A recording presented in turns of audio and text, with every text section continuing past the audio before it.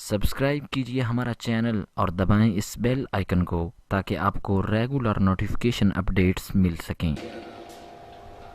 میں تحریک منہاج القرآن سلم والی بالخصوص رہنما منہاج القرآن محترم جناب ملک عبد المقید کچھی صاحب، آپ کی محبتوں کا، آپ کی دعوت کا، بالخصوص اس سفر کی سنگت کا دعا گو ہوں کہ اللہ رب العزت آپ کو دنیا میں، قبر میں اور حشر میں میرے آقا کی خاص نگاہ عطا فرمائے۔ آمین۔ وقت کافی بیت چکا ہے اور شاید میرے بعد بھی آپ کو بیٹھنا پڑے، میں اس لیے زیادہ دیر آپ کا نہیں لوں گا۔ جو ٹائٹل اشتہار پہ میں نے پڑھا، حیات انبیاء، اور میں اور آپ میلاد منا رہے ہیں۔ انسانی زندگی میں 3 سٹیپ آتے ہیں، ایک ولادت،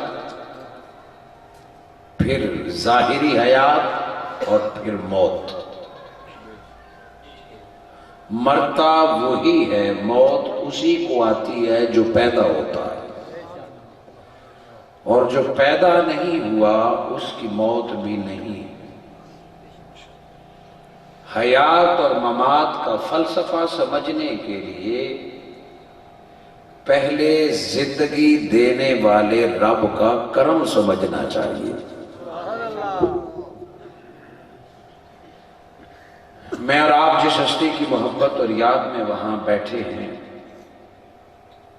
اللہ رب العزت نے اسے محبوب کی زبان سے اعلان کروایا، اور وہ بھی بشریت کا۔ میلاد مصطفیٰ صلی اللہ علیہ وآلہ وسلم، میلاد مصطفیٰ صلی اللہ علیہ وآلہ وسلم در حقیقت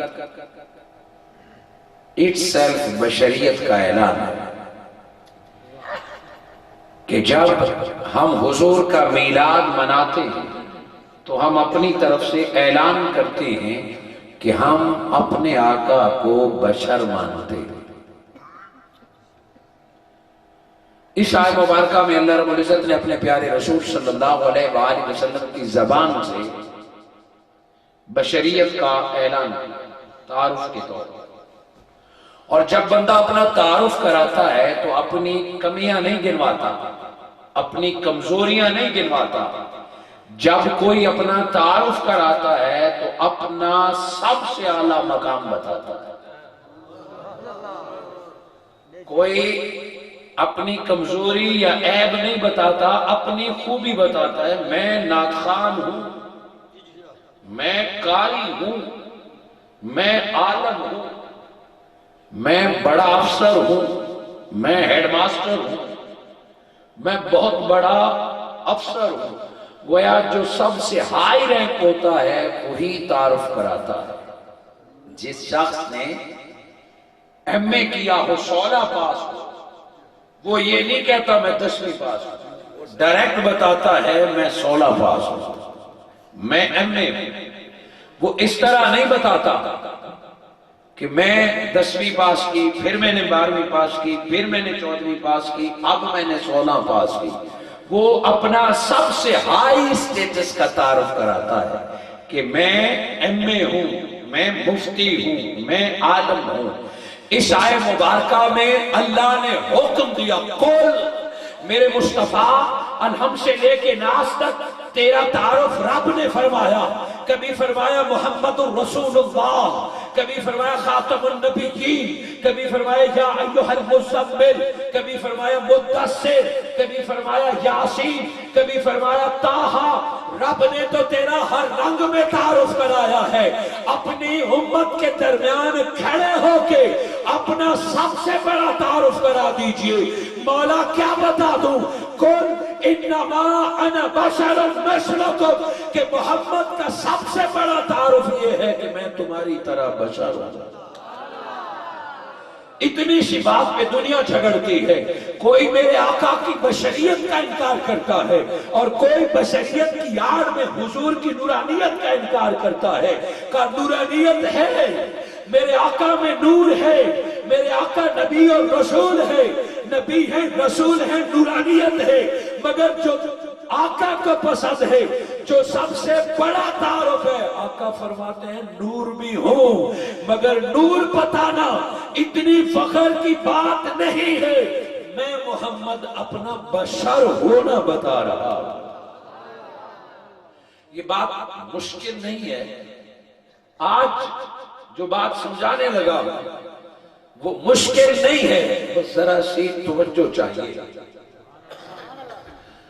الحم سے لے کے ناس تک قرآن میں ہر جگہ پہ کل نہیں آیا، حالانکہ ہر آیت قول کریم مصطفیٰ ہے، ہر آیت قول مصطفیٰ ہے، قول مصطفیٰ ہے۔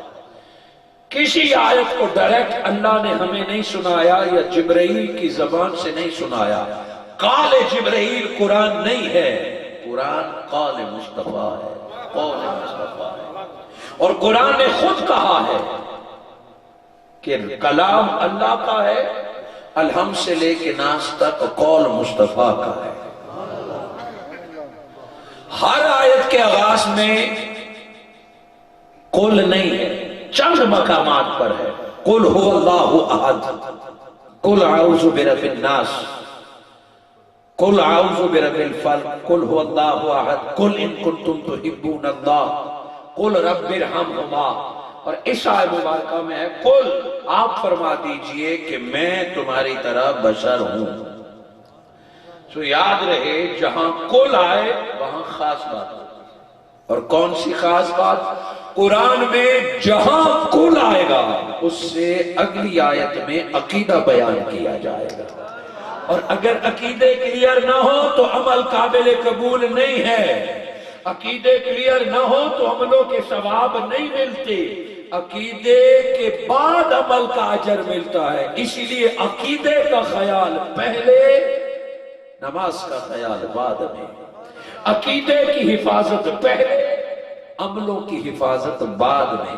کچھ لوگوں کو عملوں کی پڑ جاتی ہے، عقیدے کی فکر نہیں۔ جس کا جتنا عقیدہ پختہ ہوتا ہے اس کا ایک سجدہ اسے عرش تک پہنچا دیتا ہے۔ حضور صلی اللہ علیہ وآلہ وسلم کو رب نے فرمایا آپ فرمائیں کہ میں بشر ہوں، آپ فرمائیں کہ میں بشر ہوں۔ بڑی حیران کن بات ہے کہ حضور کو آخر کہنے کی ضرورت کیا پڑی کہ آقا فرمائیں کہ میں بشر ہوں۔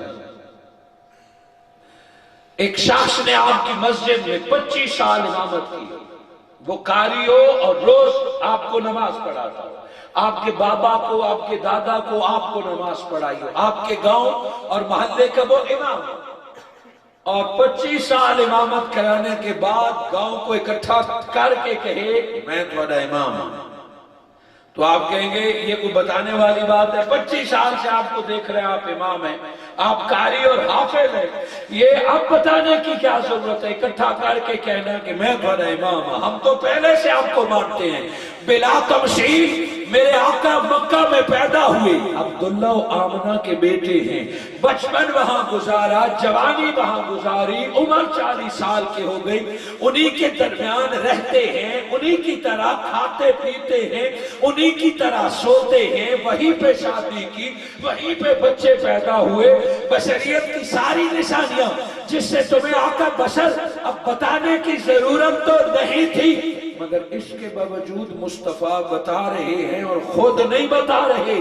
رب فرما رہے ہیں میرے مصطفیٰ ان کو بتا دیجئے کہ میں تمہاری طرح بشر ہوں۔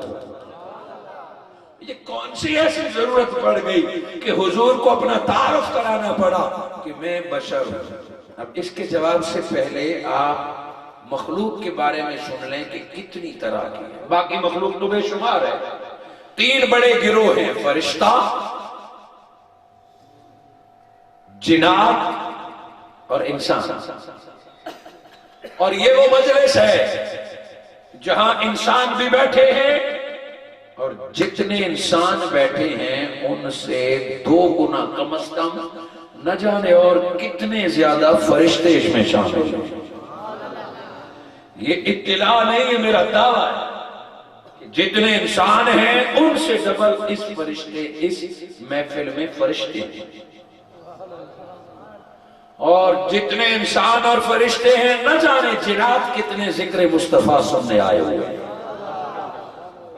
یہ تینوں کے بارے میں آج سنیے اور پھر حیات انبیاء کو جانیے۔ فرشتہ 100% نور سے بنا ہوا ہے، 100% فرشتے نور سے بنے، اور جنات 100% نار سے بنے ہیں، آگ سے، اور بشر کہتے ہیں مٹی سے بنے ہوئے۔ با شین را اس کا مادہ ہے، بشر، بشارت، بشیر، تبشیر، یہ سارے بشر سے نکلے ہیں۔ کسی کا معنی خوش، کسی کا معنی خوشی، کسی کا معنی خوشخبری، اور بشر اس چمڑے کے اندر جو مخلوق ہے اس کو بشر کہتے ہیں۔ یہ جو انسانی چمڑا ہے اس کو بشر کہتے ہیں۔ وہ فرشتہ 100% نور سے بنا ہے، بڑا اعلیٰ ہے، اور جن 100% آگ سے بنا ہے، بنانے والا اللہ ہے، اور یہ بشر ہے جس کے بارے میں کہا جاتا ہے، قرآن یہ کہتا ہے کہ یہ مٹی سے بنا ہے۔ مگر دوستو یہ مٹی سے بنا پتلا فرشتے سے افضل کیوں ہے؟ میں بھی انسان کی بات کر رہا ہوں۔ یہ مٹی سے بنا انسان فرشتے سے افضل کیوں ہے؟ آج جھگڑا نبی کی ذات کے بارے میں نوجوان نسل کو لڑایا جاتا ہے، سوشل میڈیا پہ پوسٹیں لگا کے اور میسج بھیج کے اچھے خاصے عقیدے کو بگاڑا جاتا ہے کہ نبی نور ہیں کہ بشر ہیں۔ اگر نبی نور ہیں تو پھر کھاتے کیوں ہیں؟ اگر نبی نور ہیں تو پھر شادی کیوں کرتے ہیں؟ اگر نبی نور ہیں تو پھر موت کیوں آئی ہے؟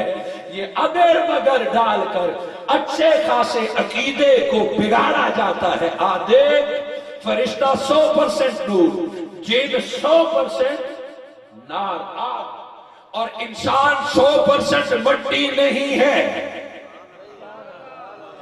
انسان 100% مٹی نہیں ہے۔ قرآن میں 21 دفعہ انسان کا تعارف کرایا گیا، 20 بار بتایا گیا۔ کبھی بتایا نفس واحد سے بنا، کبھی بتایا مٹی سے بنایا، کبھی بتایا ماں پانی سے بنایا ہے، اچھلتے پانی سے بنایا ہے۔ قرآن نے جو انسان کی بناوٹ بتائی ہے کہ جس طرح تو جانتا ہے فرشتہ 100% نور سے بنا ہے، انسان 100% مٹی سے نہیں بنا۔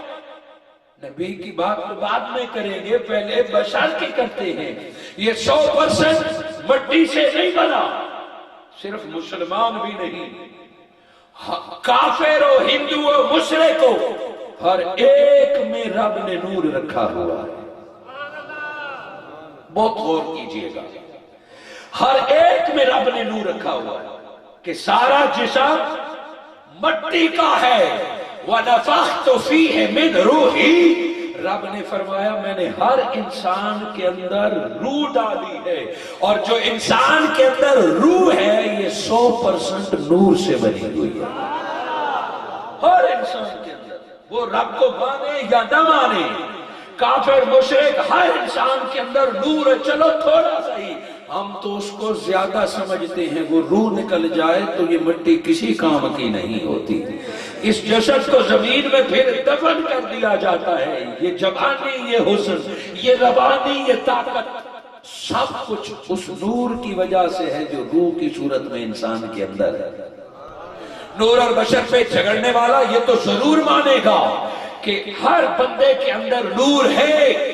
جب وہ بندہ کلمہ پڑھ لے لا الہ الا اللہ، روح جتنا نور تو پہلے تھا، کلمہ پڑھنے کے بعد کلمہ طیبہ کا نور اس کے اندر سما جاتا ہے، اسلام کا نور آتا ہے، پھر وہ نماز روزہ حج زکات کرتا ہے، اعمال اور ایمان کا نور آتا ہے۔ پہلے روح کا نور تھا بشر کے پاس، پھر کلمے کا نور تھا، اور میں جتنے جملے کہوں گا ساروں کے پیچھے حدیث ہے۔ پہلے روح کا نور تھا، پھر کلمہ نور، پھر نماز عمل نور، پھر ایمان کا نور۔ وہ جتنا عمل کرتا ہے نور بڑھتا ہے اور چہرے سے نکلتا رہتا ہے۔ گویا کافر تھا تو صرف روح کا نور تھا، مسلمان ہوا تو کلمے کا نور، ایمان کا نور، اور پھر وہ عبادت کرتے کرتے کرتے رب سے ولایت کا نور حاصل کر لیتا ہے۔ جو عام مسلمان کے اندر نور کچھ کم ہوتا ہے، جب کوئی ولی بن جاتا ہے تو اللہ اسے ولایت کا نور عطا فرماتا ہے۔ پھر ولایت کا نور، اور یہ جسدی بشر، پھر کچھ ہستیاں ایسی ہے کہ جسد تو بشریت کا ہوتا ہے، اللہ اس کے اندر نور نبوت رکھ لیتا ہے۔ ہوتا بشر ہے مگر اس کے اندر نبوت کا نور ہوتا ہے۔ ہر نبی کے پاس بشری جسم ہے اور نوری نبوت ہے، اور پھر سید الانبیاء محمد مصطفیٰ کا باقیوں کے پاس نبوت کا نور ہے۔ میرے مصطفیٰ تیرے پاس نبوت کی سرداری کا نور ہے، باقیوں کے پاس رسالت کا نور ہے، اور تیرے پاس ختم الرسل سید الرسل، رب نے سارا نور تیرے اندر رکھ دیا ہے۔ تو میرے آقا کا جسد بشر ہے اور نبوت ختم النبیین کا، رسالت کا نور مصطفیٰ میں رکھ کر بشریت پر نور محمد کو غالب کر دیا۔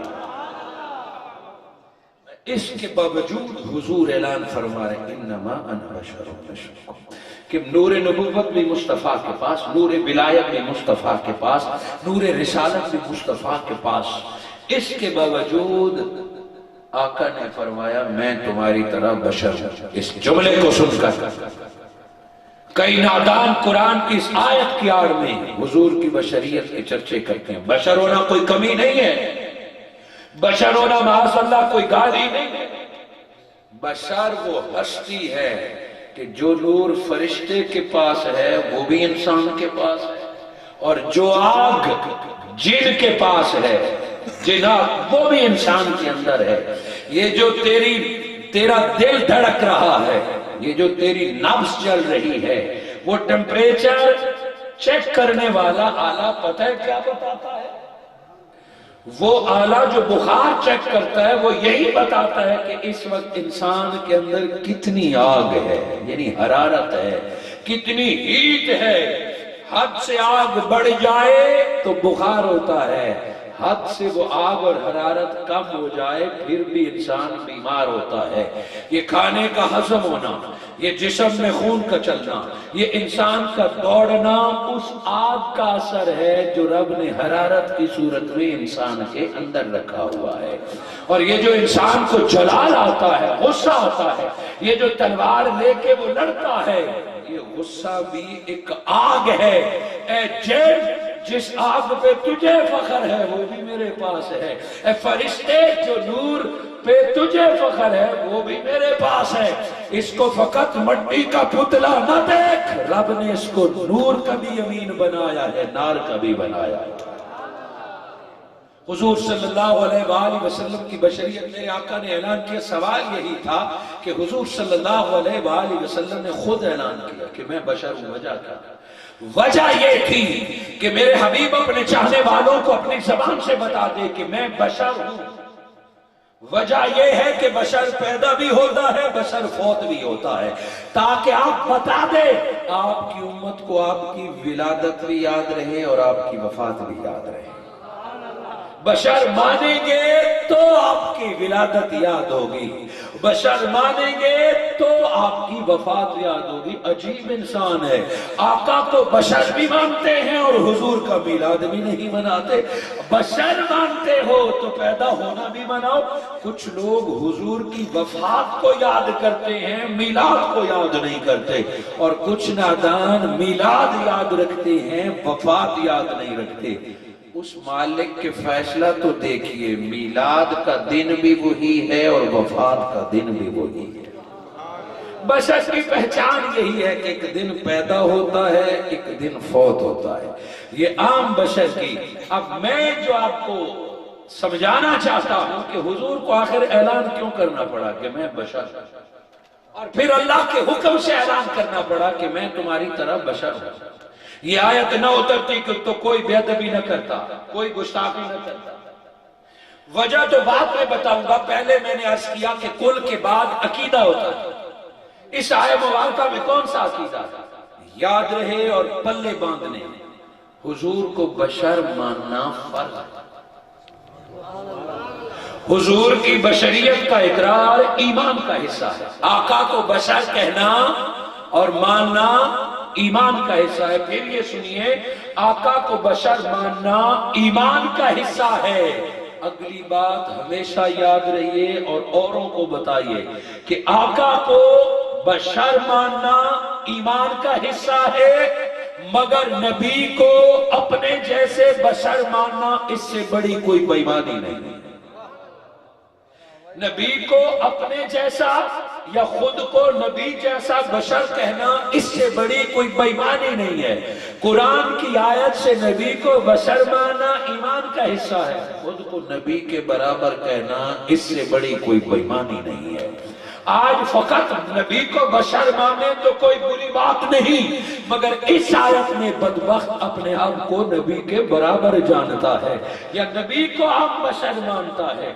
इस आयत ने फैसला कर लिया है कि बशर मान अपने जैसा नहीं, बल्कि आका ने फरमाया कि मैं बशर हूं मगर मुझ पर रब वही उतारता है।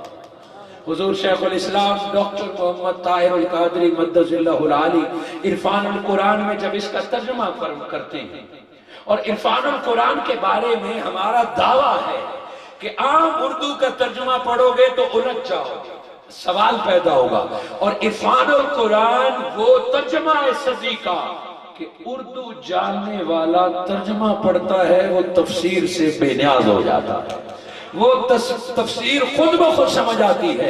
आम लोग इसका तर्जुमा करेंगे कि मैं मोहम्मद तुम जैसा बशर हूं, और डॉक्टर मोहम्मद ताहिर अल कादरी का इश्क जब तर्जुमे में नजर आता है, इन्नमा अना बशरुन मिसलुकुम, कि ए मेरी उम्मत और ए इंसान फकत खिलकते जाहिरी में तुम जैसा हो, वगरना कहा तुम कहा नबी। नबी की बशरियत तो वो है कि फरिश्ता गुलाम बन के उसके पास कुरान लाया करता है।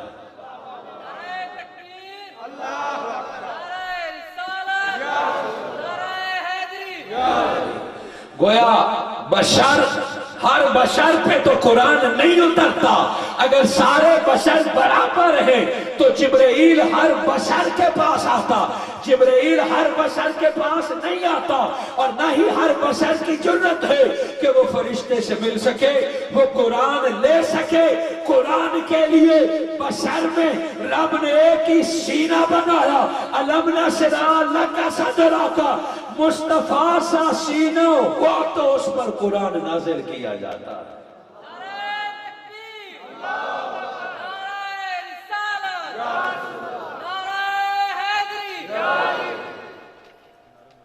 वो तर्जुमा इरफान कुरान का घर में पढ़े तो झगड़ा खत्म हो जाता है कि आका बशर हैं। कायनात की बशरियत और मखलूक में नूरानियत और नार मिल जाए, सारी मखलूक नूरी और सारी मखलूक बशरी मिल जाए तो मुस्तफा के कदमों की बराबरी भी नहीं कर सकते। और आज का नादान इंसान किसी से ये सबक लेके आए कि मैं और मुस्तफा बराबर हैं, जब वो नबी को अपने जैसा कहता है तो नबी की हयात को भी अपने जैसा समझता है, वगरना क्या मुमासलत एक आम बंदे की और एक नबी। इसके बहुत सारे पहलू हैं, मगर मैंने पहले अर्ज किया कि वक्त बहुत बीत गया है, वक्त होता तो मैं तफसीली समझाता, मगर सिर्फ 3 पहलू आपके सामने रखता हूं कि नबी की बशरियत और आम इंसान की बशरियत में क्या फर्क खालिक ने रखा। हम एक विलादत का जिक्र करेंगे, फिर मौत का जिक्र करेंगे और बात खत्म। जो बशर है वो पैदा होगा, जो खालिक है लम यलिद वलम यूलद। जो बशर है वो पैदा होगा, मेरे आका बशर हैं वो पैदा हुए, आप में हमारे आबा अजदाद भी पैदा हुए। आज हम आका के मिलाद पर लाखों का खर्च करते हैं और हुजूर के मिलाद पर जश्न मनाते हैं। हाजिरीन मुकद्दम, बच्चा भी पैदा हो और मेरे आका भी पैदा हो, उसूल है और मेडिकल इस बात पे मुत्तफिक है कि हर पैदा होने वाला रोता है, دنیا میں جو بھی بچہ پیدا ہو، گھر میں ہو یا ہاسپٹل میں ہو، پاکستان میں ہو یا امریکہ میں ہو، یہ ایک یونیورسل ٹروتھ ہے کہ پیدا ہوتے ہی بچہ روتا ہے، اور جو بچہ جتنے زیادہ زور سے روئے یہ دلیل ہے کہ وہ اتنا زیادہ صحت مند ہے۔ میڈیکل اس بات پہ متفق ہے کہ جو بچہ روئے نا وہ بیمار ہے، یا اس کے منہ میں کوئی گند ہے، یا اس کے منہ پر کوئی پردہ ہے، یا اس کا گلا بند ہے، وہ ایب نارمل ہے، وہ بیمار ہے، وہ کسی مشکل میں ہے۔ جو بچہ پیدا ہو اور نہ روئے وہ ٹھیک نہیں ہے، اور رونے والا بچہ صحت مند ہے۔ اسی لیے پیدا ہوتے ہی لوگ توجہ کرتے ہیں کہ رونے کی آواز آئے گی۔ سارے بچے دنیا میں پیدا ہوتے ہیں، ہوتے رہیں گے، وہ روئیں گے۔ عبداللہ و آمنہ کے گھر 12 ربیع الاول کو جو چاند سا بچہ پیدا ہوا، بشری اصولوں کے مطابق تو اسے رونا چاہیے تھا، مگر وہ بچہ پیدا ہوا، ماں کے کان انتظار کر رہے ہیں، دائیاں دیکھ رہی ہیں، مگر رونے کی آواز نہ آئی۔ ماں پریشان ہوئی، ہر کوئی پریشان ہوا کہ بچہ پیدا تو ہوا پر رو نہیں رہا۔ قریب گئے، رو تو نہیں رہا۔ اس چاند کے چاند جیسے بچے کے پھول جیسے لب ہل رہے ہیں، وہ رو نہیں رہا۔ جب کان قریب کیا تو پیدا ہونے والا بچہ باقی بچوں کی طرح رو نہیں رہا، بلکہ لا الہ الا اللہ کہہ کے اے مولا میں محمد کو دنیا میں بھیجا ہے تو میری امت کی بخشش کا اہتمام بھی فرما دے۔ سو عام بچہ پیدا ہو تو روئے، اور محمد مصطفیٰ پیدا ہو تو تیری میری بخشش کی دعا مانگے۔ نہ تیری ولادت مصطفیٰ جیسی ہے، نہ تیری زندگی مصطفیٰ جیسی ہے۔ حضور صلی اللہ علیہ وآلہ وسلم کی ولادت ہی بتا دیتی ہے کہ یہ عام بشر نہیں ہے، چنیدہ ہے، افضل البشر ہے۔ میرے آقا صلی اللہ علیہ وآلہ وسلم پیدا ہوئے، اس کے ساتھ ہی جتنی بشری مجبوریاں بچے کے ساتھ ہوتی ہیں۔ جب بچہ پیدا ہوتا ہے تو دائیاں پانی تیار کر کے رکھتی ہیں، اسے پلانے کی ضرورت ہوتی ہے۔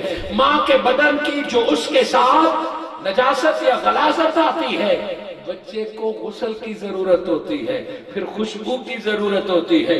دائیوں نے پانی تیار کر کے رکھا ہوا ہے کہ اس بچے کو غسل دیں گے، پھر خوشبو لگائیں گے، مگر حیران ہو جاتی ہیں کہ ہے تو بشر مگر خلاف معمول، غسل کی ضرورت نہیں ہے، خوشبو کی ضرورت نہیں ہے۔ پیدا ہونے والا بچہ پہلے سے بھی زیادہ عام بچوں سے خوبصورت بھی ہے، اور کستوری سے بڑھ کر خوشبو آ رہی ہے۔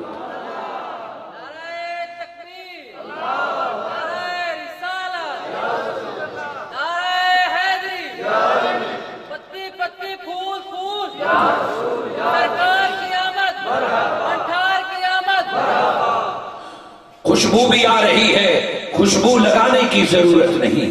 اور دائیاں سرما لے کے ہاتھ میں رہ گئی کہ کاجل بھی پہلے سے لگا ہوا ہے، بالوں کو کنگھی بھی پہلے سے ہوئی ہے۔ اور دوسری عام بات جس کی میڈیکل سائنس کبھی رد نہیں کر سکتی، بچہ ماں کے پیٹ میں ہو تو وہ منہ سے نہیں کھاتا، وہ ماں کی ایک آنکھ بیٹے یا بیٹی کے ناف سے جڑی ہوئی ہوتی ہے۔ بچہ پیدا ہو تو پیدا ہونے کے بعد ناف کاٹی جاتی ہے، وہ میڈیکل گھر میں ہو، دائی کے پاس ہو یا ہاسپٹل میں ہو، وہ ماں کے ساتھ جڑا ہوا ہوتا ہے، ناف کے ساتھ، اس کو کاٹنا پڑتا ہے کہ آج کے بعد خوراک ناف سے نہیں تم منہ سے کھاؤ گے۔ اور جب میرے آقا دنیا میں تشریف لائے تو دائیاں بلیڈ، چھری یا کینچی تیار کر کے کہ ناف کاٹیں گے، مگر حیران ہوئے کہ ناف پہلے سے کٹی ہوئی ہے۔ بچہ بھی صحت مند ہے، ناف کٹی ہوئی ہے۔ کیوں؟ چونکہ ناف سے بچے پلتے ہیں، اور یہ وہ بچہ ہے جسے ماں نہیں پال رہی تھی۔ جس دن سے یہ ماں کے بدن میں آیا ہے یہ ماں کو پال رہا تھا۔ ناف مریدہ پیدا ہوئے، ناف کٹی ہوئی۔ چلو پیدا ہوتے وقت جھٹکے لگے ہوں گے، ناف خود کٹ گئی ہوگی، کبھی کبھار ہو جاتا ہے ناف کٹ گئی ہوگی، ہاتھ لگ گیا ہوگا، دائی کا ہاتھ لگ گیا ہوگا، ناف کٹ گئی ہوگی، کچھ عقل مانتا ہے، مگر اگلی بات دیکھ کے فیصلہ ماننا پڑا، تسلیم کرنا پڑا کہ عام بشر نہیں ہے۔ آج ختنہ، اور آپ اپنی زبان میں ختنے کو کیا کہتے ہیں؟ سنتے کہتے ہیں، سرائکی میں توہور بھی کہتے ہیں، سنتے بٹھانا کہتے ہیں، وہ ضروری ہے۔ اور حیران ہو گئے کہ ناف کٹی ہوئی ہے اور ختنہ بھی میرے مصطفیٰ کا پہلے سے ہوا ہے۔ وہ رب نے بتا دیا کوئی ضرورت نہیں میرے محبوب کو سجانے کی، رب نے مصطفیٰ کو سجا کے دنیا میں بھیجا ہے۔ عام بشر پیدا ہوگا، غسل کی، کاجل کی، تیل کی، ناف کی، ختنے کی ضرورت ہوگی، یہ محبوب مصطفیٰ ہے، تم جیسا بشر نہیں، سب کچھ رب نے کر کے دنیا میں بھیجا ہوگا۔ اور حضور کی آمد پر بہار، حضور کی آمد پہ ہر ماں کو بیٹا، حضور کی آمد پر تاروں کا قریب آنا، کہ نہ ولادت تمہاری اور مصطفیٰ کی ایک جیسے ہے، نہ حیات تمہاری اور مصطفیٰ کی ایک جیسی ہے، تم ہدایت کے لیے ترستے رہتے ہو، مصطفیٰ کے پاس ہدایت قرآن اور جبرائیل کی صورت میں آیا کرتی ہے۔ کیونکہ میں نے پہلے کہہ دیا تھا کہ وقت کا قلیل ہے، حیات انبیاء، میرے آقا کی ظاہری عمر 63 برس ہے۔ حاضرین مکرم، ہمارا عقیدہ سنیں کہ ہم حضور کی موت کا انکار نہیں کرتے، میرے آقا کے وصال کا انکار نہیں کرتے، چونکہ آقا بشر ہیں۔ حضور کی موت یا وصال کا انکار در حقیقت قرآن کا انکار ہے۔ اللہ رب العزت نے فرمایا اِنَّكَ مَيِّتٌ وَإِنَّهُمْ مَيِّتُونَ، میرے مصطفیٰ آپ کے لیے بھی موت ہے اور ان لوگوں کے لیے بھی موت ہے۔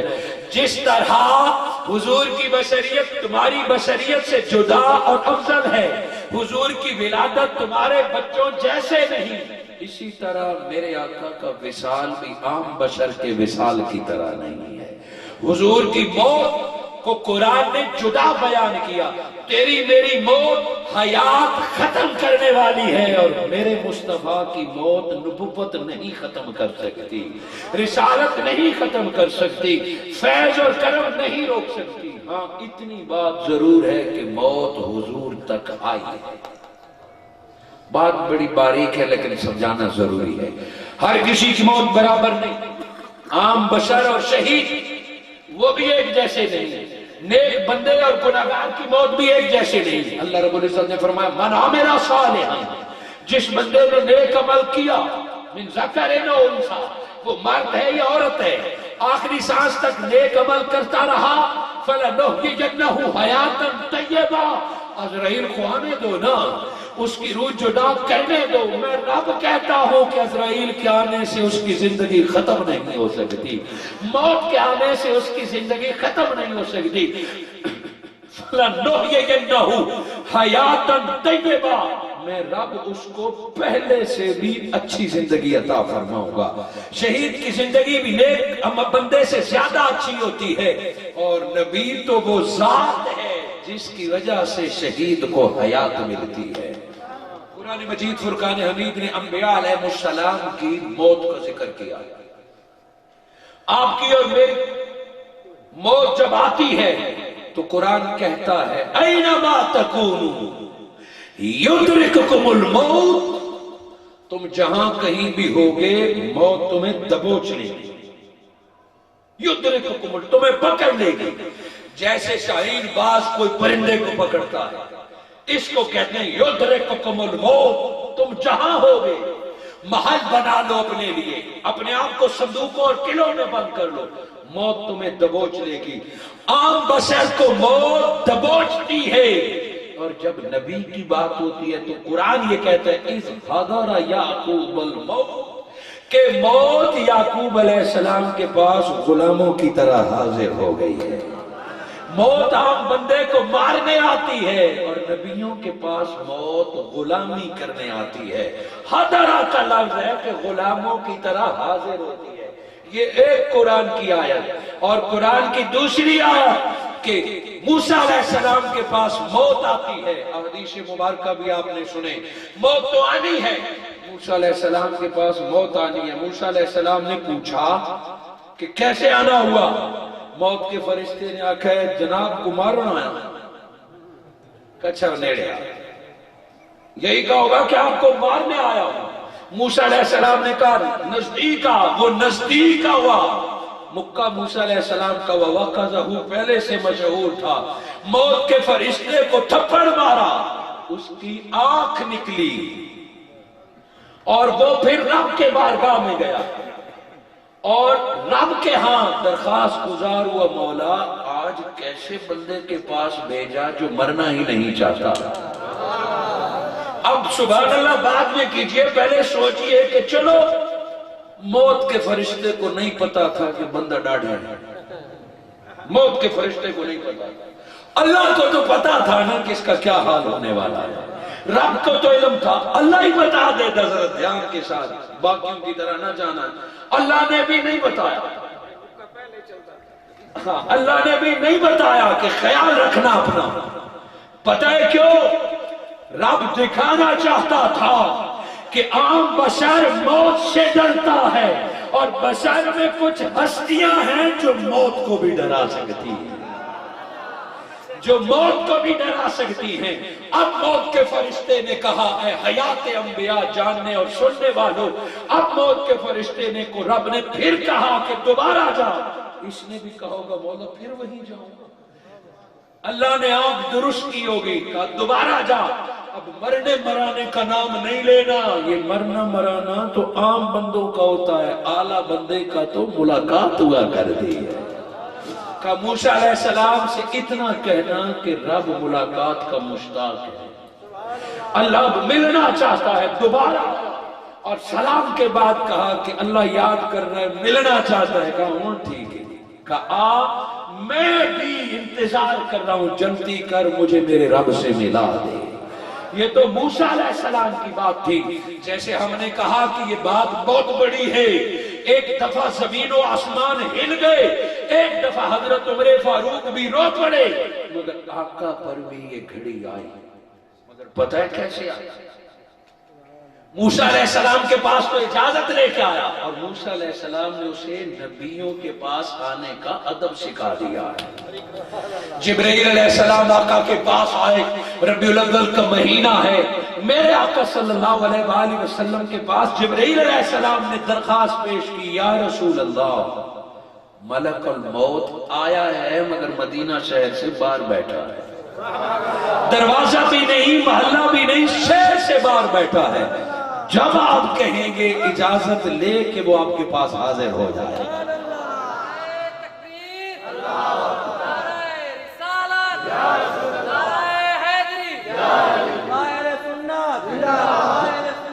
وہ حاضر ہوگا، حضور نے اجازت دے دی کہ اسے بلا لو، جب وہ آیا اتنی دیر میں میرے آقا کی بیٹی خاتون جنت حسنین کی اماں علی کی زوجہ فاطمہ الزہرا بابا کے پاس آ گئی۔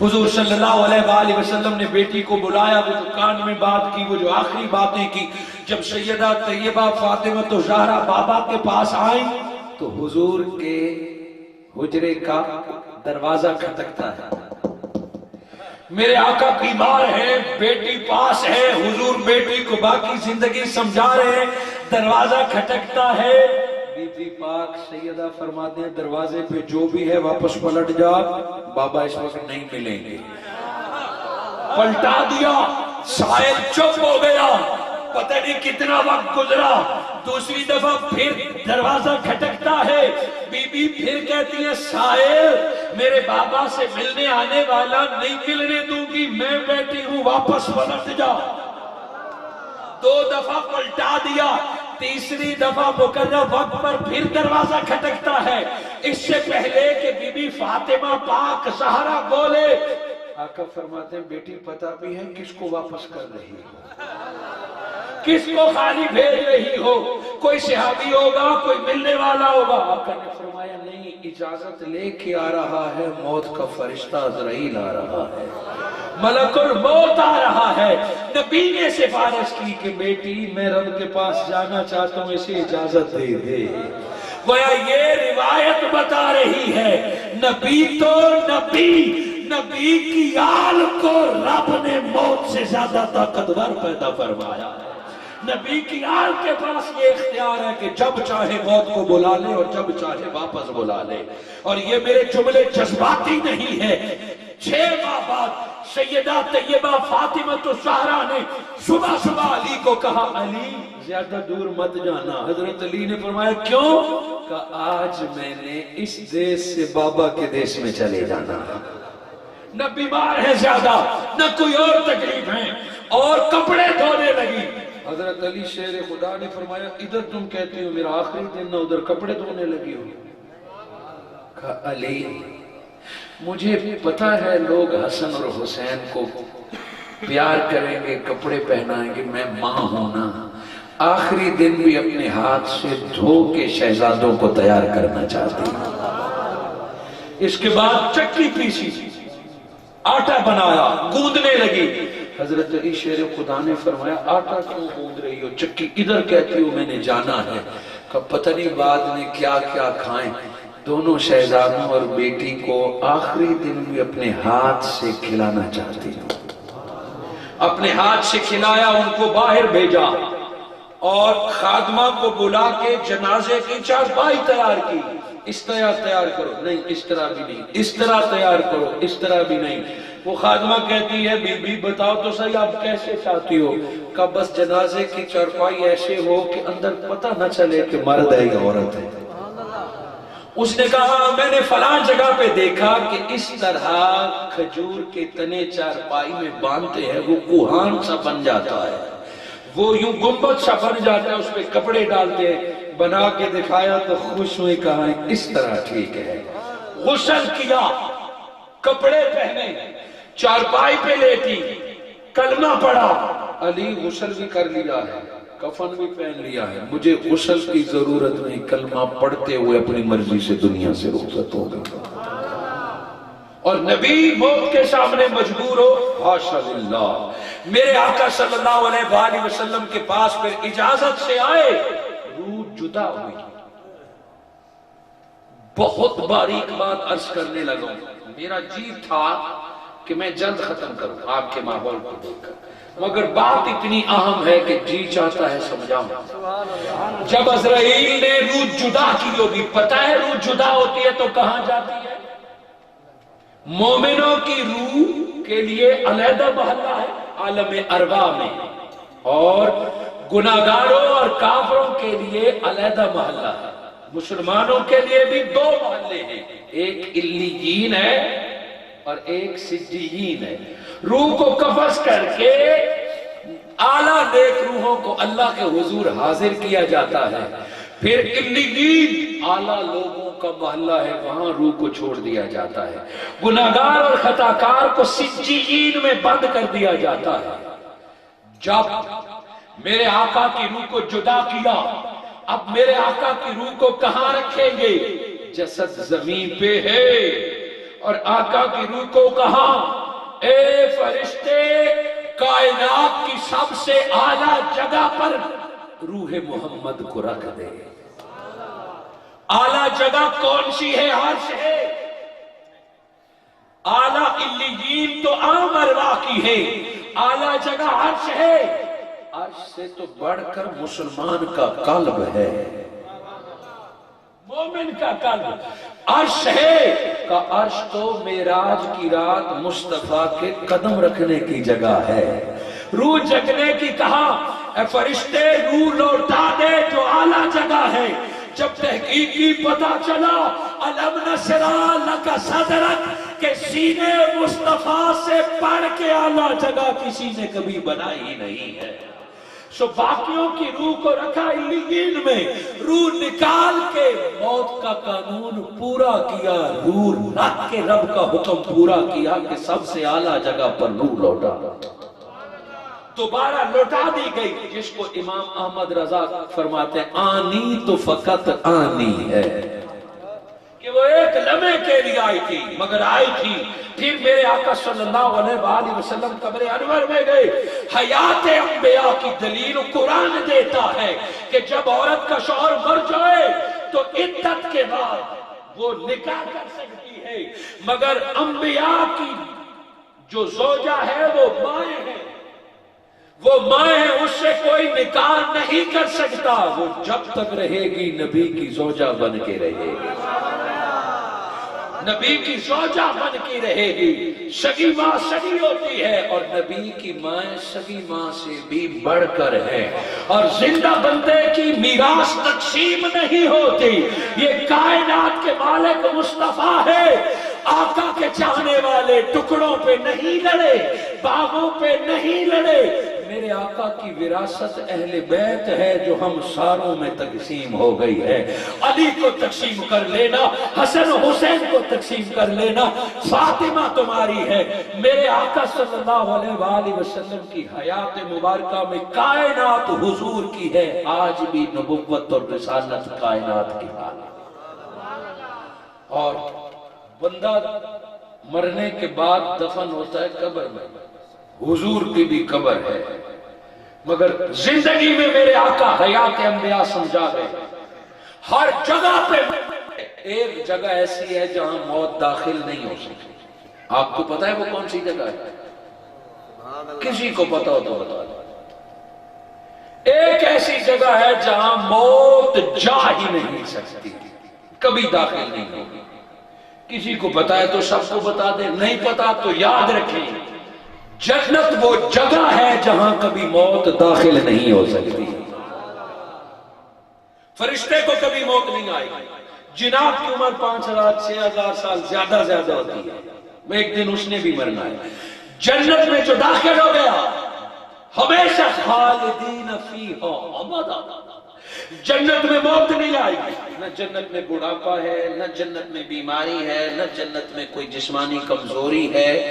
جنت میں صرف حسن ہے، جوانی ہے، زندگی ہے. جنت میں موت نہیں. یہ متفق کا عقیدہ ہے ہر مسلک کا. کسی سے پوچھیے، جنت میں موت نہیں. میرے آقا جہاں دفن ہے زندگی میں سمجھا گئے. صحابہ کو بیٹھ کے کہتے ہیں ما بینا بیتی و منبری. میں آپ سے پوچھوں کہ یہاں سے اس گیٹ تک کیا ہے؟ آپ کہیں گے زمین ہے، فرش ہے. میں کہوں آپ کے گھر سے سلم والی تک کیا ہے؟ آپ کہیں گے سڑک ہے. جو ہوگا وہی. میرے آقا نے فرمایا میرے روزے اور میری منبر درمیان کیا ہے؟ صحابہ کے ذہن میں آیا ہوگا کہ زمین ہے، مسجد ہے. میرے آقا نے فرمایا نہیں، درست کر لو اپنی معلومات. روضۃ من ریاض الجنہ. یہ جو درمیان والا ٹکڑا ہے فقط زمین نہیں ہے، یہ جنتوں کے باغ میں ایک باغ ہے. ابھی آقا کی قبر نہیں بنی. آقا نے اس ٹکڑے کو ریاض الجنہ کہا. ریاض الجنہ کا معنی جنت کا باغ، کہ زمین پر بھی جنت کا ایک باغ ہے. زمین پر جنت کا ایک باغ کیوں لگایا؟ لوگ دفن ہوں گے قبرستان میں، لوگ دفن ہوں گے زمینوں میں، لوگ دفن ہوں گے جنت البقیع میں. میرے مصطفیٰ آپ کی حیات کی دلیل کے طور پر جو ٹکڑا آپ کے لیے انتخاب کیا گیا ہے وہ جنت کا باغ ہے. جنت میں کبھی نہ موت آئی ہے نہ کبھی داخل ہو سکتی ہے. ایک عام مومن قبر میں جنت میں چلا جائے تو وہ مر نہیں سکتا. تم جنتوں میں جاؤ گے قیامت کے بعد. مصطفیٰ 12 ربیع الاول ہی کو جنت میں دفن کر دیے گئے. آقا تو جنت میں ہیں جنہوں نے جان نثاری کی. ابو بکر تو بھی ابھی جنت میں آ جا، عمر تو بھی ابھی جنت میں آ جا. دونوں کو میرے آقا نے اپنے ساتھ جنت میں سلا دیا ہے. حاضرین مکرم، میلاد مصطفیٰ صلی اللہ علیہ وآلہ وسلم حیات مصطفیٰ کی دلیل ہے.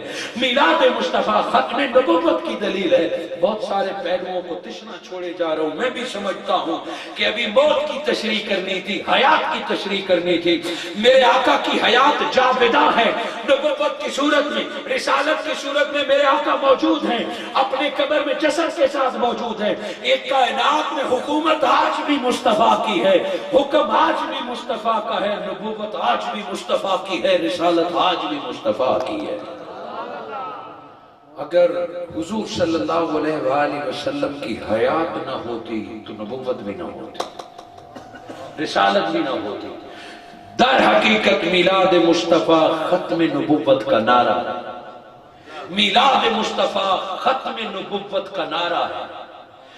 جب کوئی میلاد مناتا ہے تو منکرین نبوت کو پیغام ہے کہ جو امت اپنے نبی کے پہلے دن کو نہیں بھولی وہ باقی ساری عمر کیسے بھول سکے۔ کچھ اتنے گفتگو کرنے کے بعد کچھ چہرے ابھی بھی خاموش ہیں۔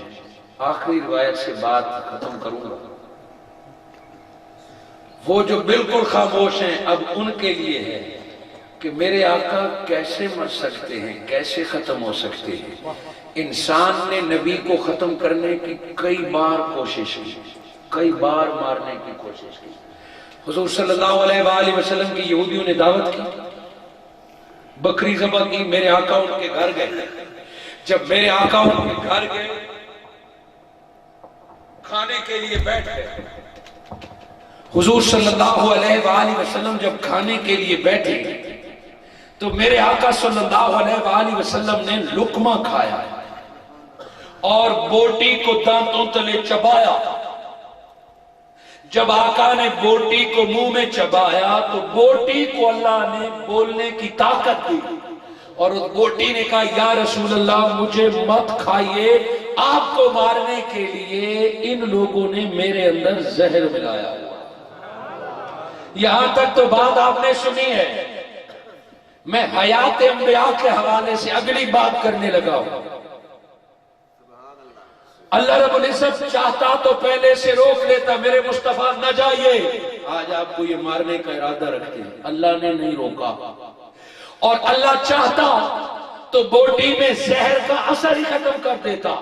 آج تو حکیم زہر سے دوائیں بنا لیتے ہیں، کشتے بنا لیتے ہیں، اور اثر تو اللہ کے ہاتھ میں ہے۔ گولی لگ جاتی ہے مگر مؤثر نہیں ہوتی، موت نہیں آتی، خنجر لگ جاتا ہے مگر بندہ بچ جاتا ہے۔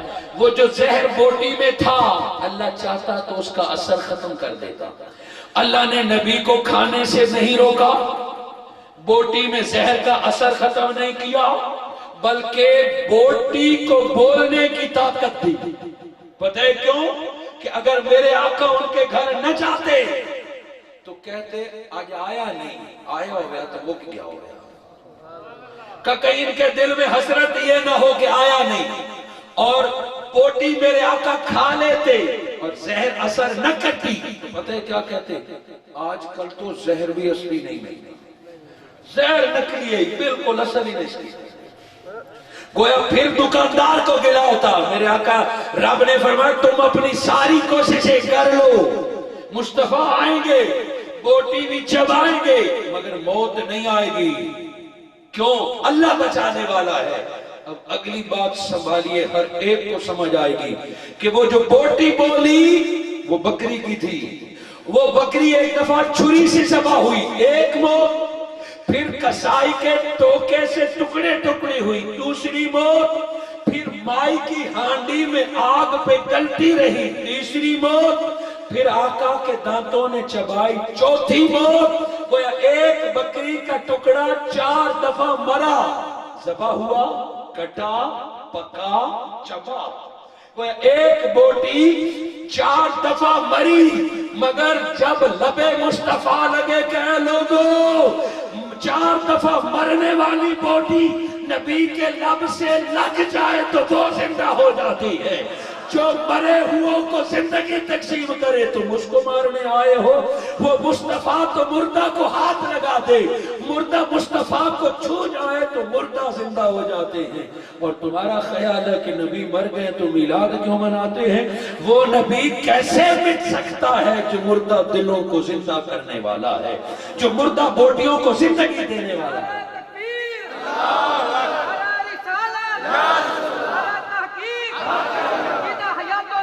زندہ باد۔ بس ختم نبوت یہی ہے کہ حضور زندہ ہے. جو حضور کی زندگی کے قائل نہیں وہ ختم نبوت کے قائل نہیں ہے. ہم بھی کہتے ہیں کہ آقا اپنے قبر انور میں ہے. جیسے رب چاہتا ہے ویسے میرے آقا تصور فرماتے ہیں. ہمارے پاس آقا کا دیا ہوا قرآن ہے, ہمارے پاس آقا کا دیا ہوا ایمان ہے, ہمارے پاس آقا کی اولاد ہے.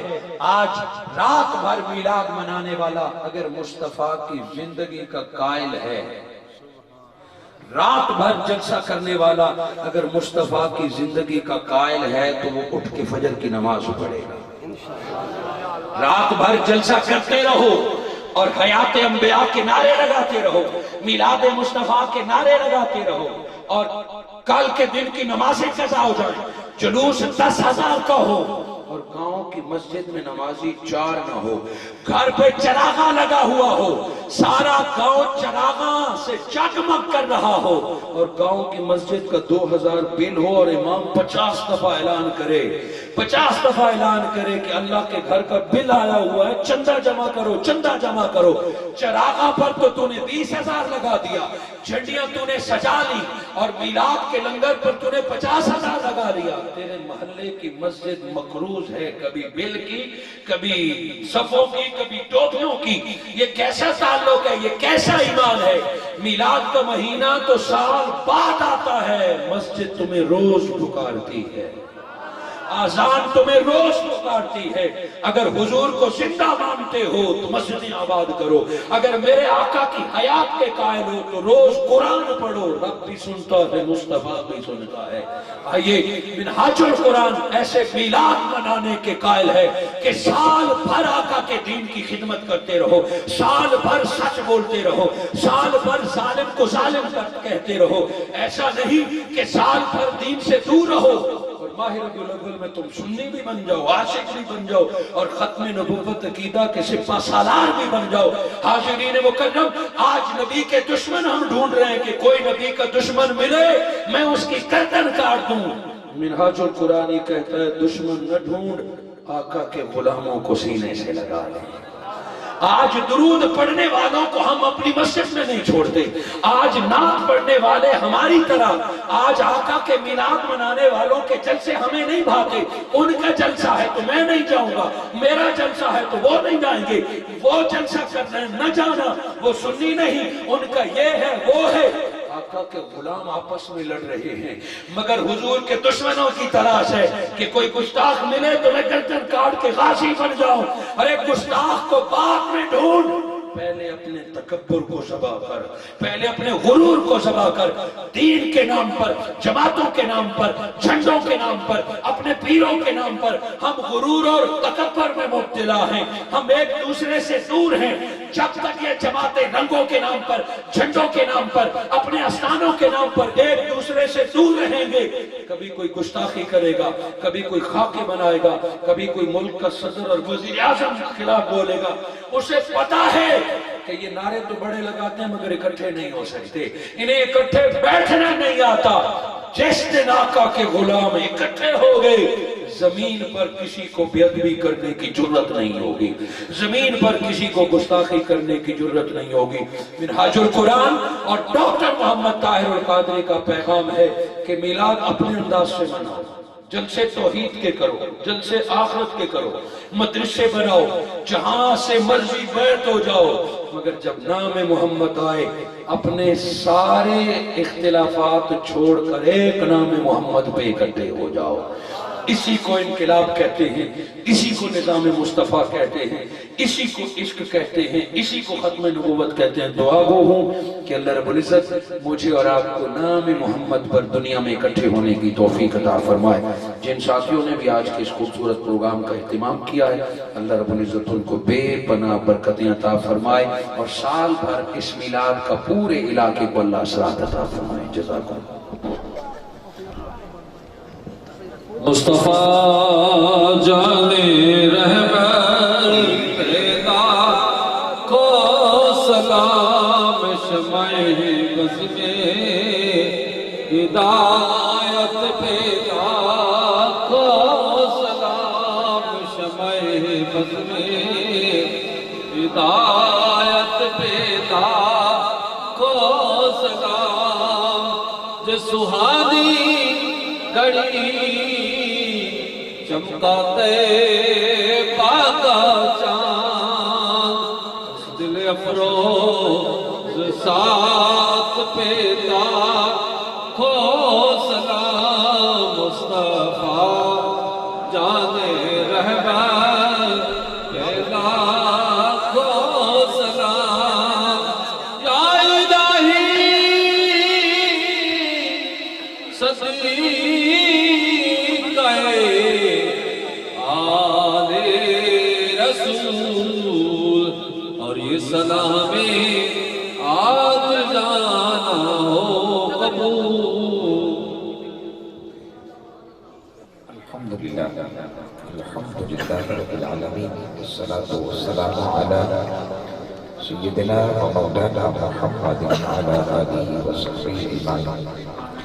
ربنا تقبل منا انك انت السميع العليم وتب علينا انك انت التواب الرحيم اللهم انا على ذكرك وشكرك وحسن عبادتك پروردگار عالم جو کلمات حسنہ الہ العالمین دوست احباب نے تلاوت کی میرے مالک سرکار کی شناخانی وعد و نصیحت کا تمام کا ثواب حضور سرور عالم صلی اللہ کی بارگاہ اجبار میں حدیث پیش کرنے قبول منظور فرما امام الانبیاء علیہ السلام و وسیلہ جلیل سے کل مؤمنین مومنات مسلمین مسلمات حاضرین مجلس کی اقرباء متعلقین مدرسین احباب رشتہ سب کی الہ العالمین روحوں کو ساتھ قبول منظور فرما پروردگار عالم پاک محفل کا ثواب الہ العالمین سب کو عطا فرما الہ العالمین آقا علیہ السلام کے ولادت با سعادت کی یہ کانفرنس منعقد کی میرے مالک کریم سب کو اس کا اجر وافر عطا فرما الہ العالمین عمل کی دولت جاودہ نصیب فرما الہ العالمین سرکار علیہ السلام کا